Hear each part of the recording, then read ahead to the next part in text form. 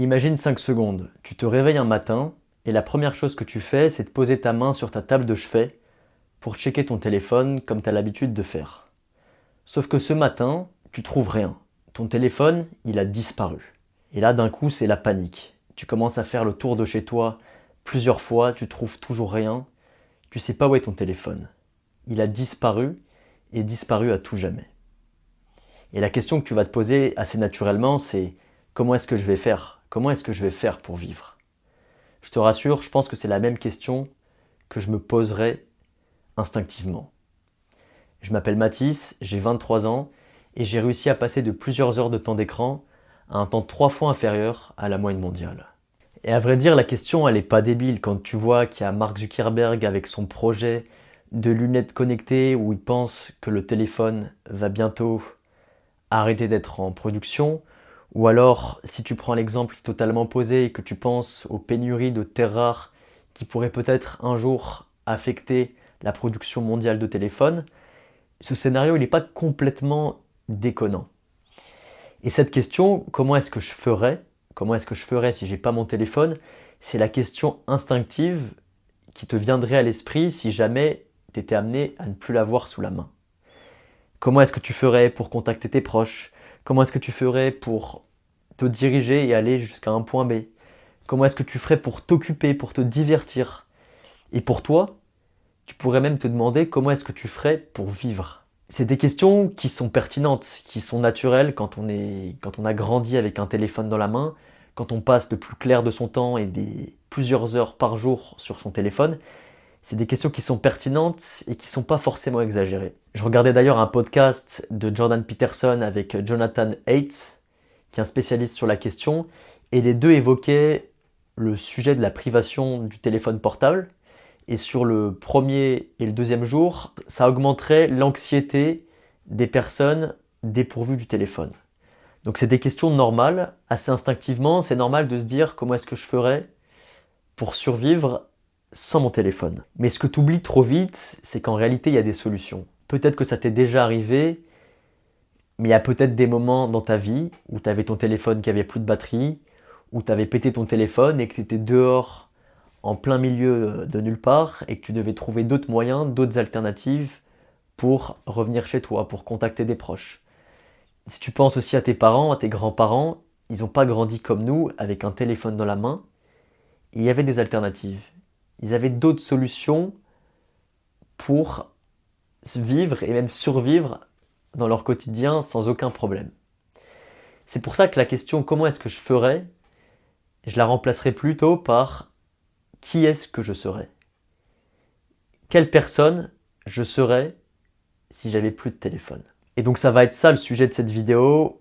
On va parler de l'identité associée à toi, à ta personne, si jamais tu n'avais pas ton téléphone. Et là, je prends un cas excessif.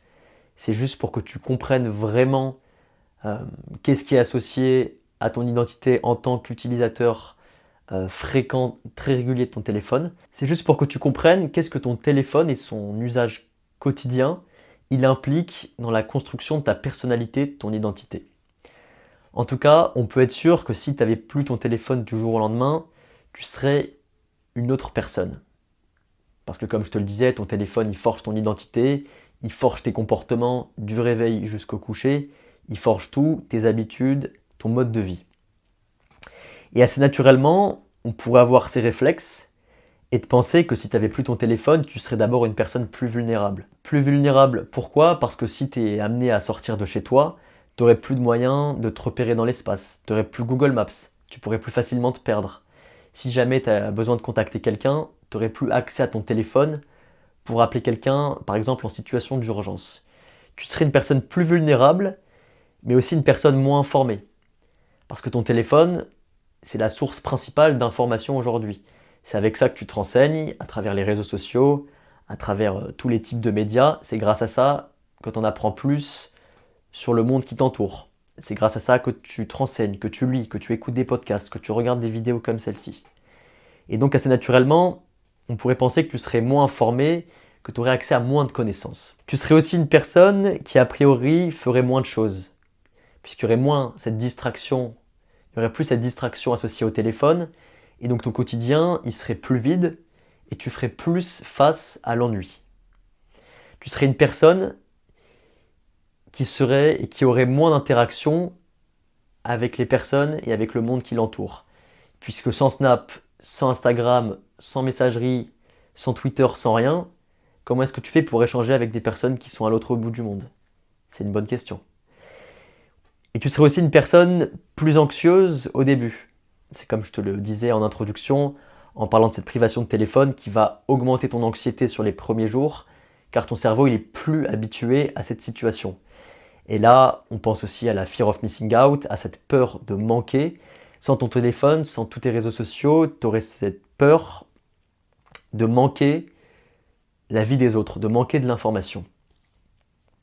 Et moi, je vais te rétorquer très rapidement que tu serais peut-être plus anxieux au début, mais cette anxiété, sur le moyen et sur le long terme, elle aurait plutôt tendance à diminuer.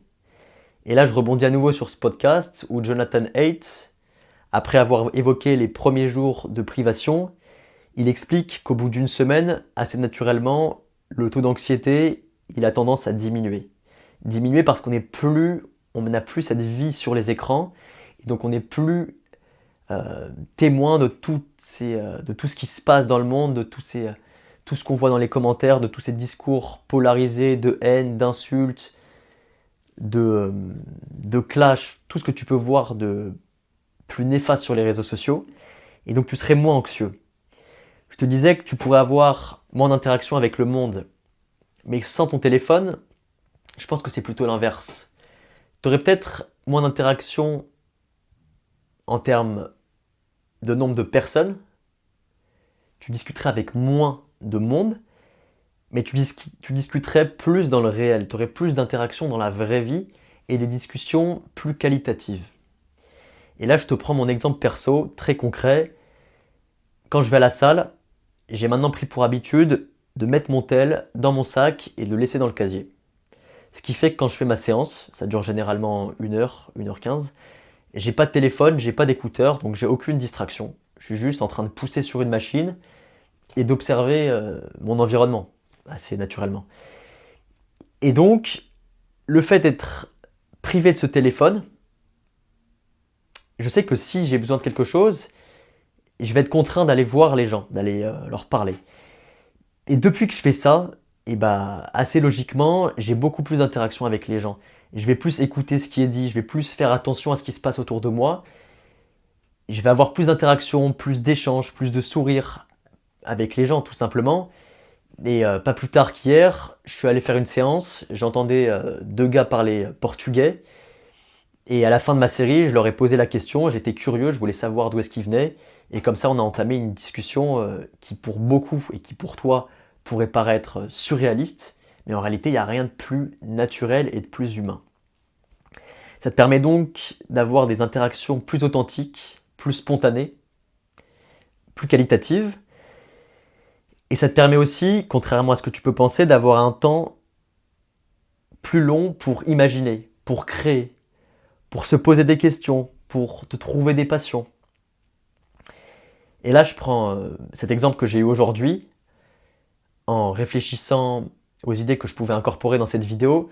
Je suis allé au chiottes. Comme tout être humain, j'avais besoin d'assouvir un besoin naturel. Et le fait de ne pas avoir mon téléphone à ce moment bien précis, ça fait que j'ai eu des idées qui sont venues plus facilement à mon esprit. Et ça, c'est pas moi qui l'invente. Il y a beaucoup d'articles à ce sujet. Quand tu prends une douche, quand tu vas aux toilettes, que tu n'as pas de distraction, que tu n'as pas de téléphone, c'est généralement là où les meilleures idées surviennent. Parce que tu n'as rien d'autre que tes pensées. Tu es tout seul avec tes pensées. Et c'est là où les meilleures idées émergent. C'est là où tu peux créer et développer ton imagination. Tu penses que tu as aussi, sans ton téléphone, accès à moins d'informations, à moins de savoir.